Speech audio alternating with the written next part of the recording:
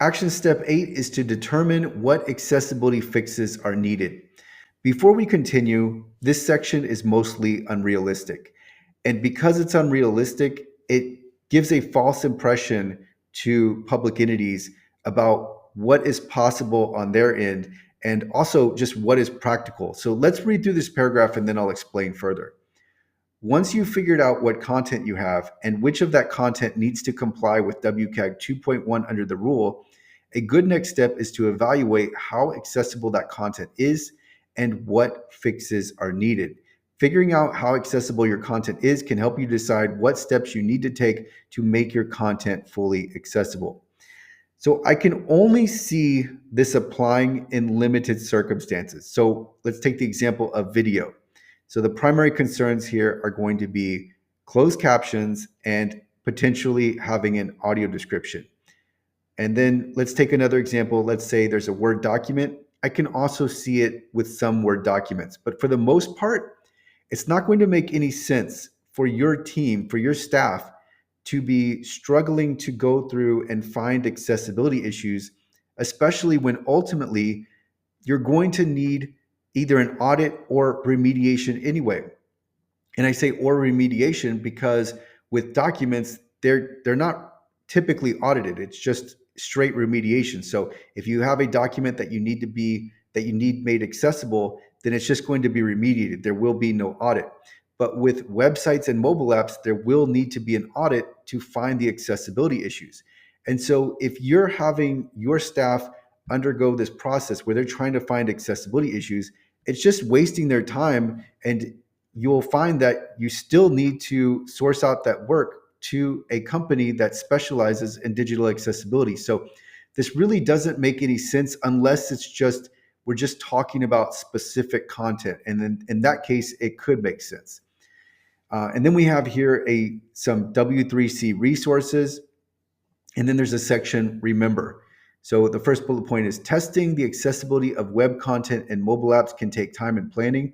So it's best not to leave this step until the last step. So that's true, but you're going to have an audit conducted. There's not a way around this unless someone on your team, on your staff, is a technical accessibility expert and they can conduct the audit. Otherwise, you need to source this out to become WCAG 2.1 AA conformant. There is so much involved and there is so much knowledge and experience that is necessary. It's just not going to be as simple as training your team on the web content accessibility guidelines and then you can audit a website or mobile app. That's just not the case. The second bullet point is you won't be able to use automated testing tools alone because those tools can't test for all aspects of accessibility. So you'll want to use some combination of automated and manual assessments. All right, so I really dislike this bullet point because first, it gives the impression that automated scans are going to take care of more than they can. Scans are very limited. For WCAG 2.1 AA, think of scans as flagging approximately 25% of accessibility issues. And so this is not going to come even close. So if you use a scan, it's not going to come even close.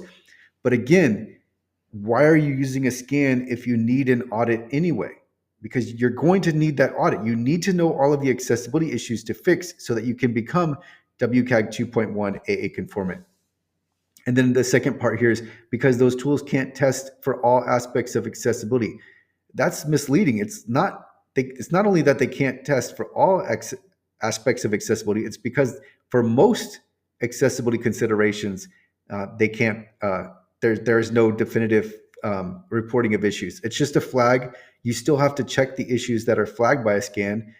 So it's not even conclusive. And then the last part here is I especially dislike. So you'll want to use some combination of automated and manual assessments. No, you want an audit.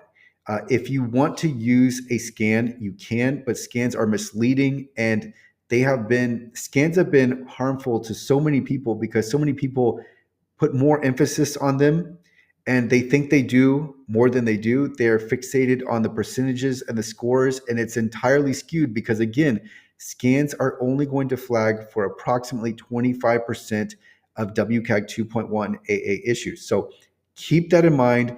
if you need to be WCAG conformant, a scan is more something that is helpful for the auditor rather than for you as the public entity. So it's going to give you a false impression, and you're going to have a false idea that you're actually moving towards WCAG 2.1 AA conformance when there are so many more issues that a scan simply is not going to flag. So don't buy a scan unless you know exactly why you're buying a scan.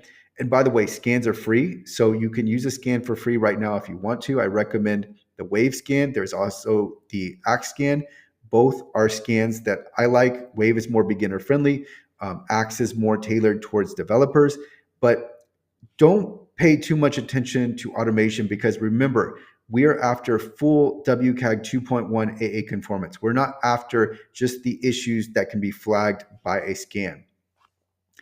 And then it said, there's a last bullet point, it may be helpful to include plans for your testing in your public entity's accessibility policy, which are discussed further. Okay, so that's really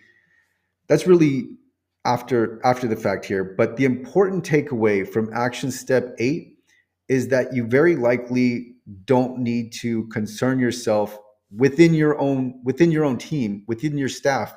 You don't need to have your team trying to find accessibility issues, especially when your team is unfamiliar with accessibility. There's not really a point. So it's just going to be wasting your team's time. And then as far as automation and manual, no, just get the audit. And then there's no you don't, for an accessibility audit, you don't combine a scan and the manual side of auditing. No, it's 100% manual. The scan is there as a secondary check to make sure that there are no issues that are correctly flagged by a scan that are not included in the audit report. So I dislike action step 8 unless in the DOJ, or I don't know 100% if the DOJ published this, but unless whoever wrote this, they didn't include a consultant, they didn't include an outside company. So that gives the impression that these are actions that should be taken by the public entity, when that's just not the case.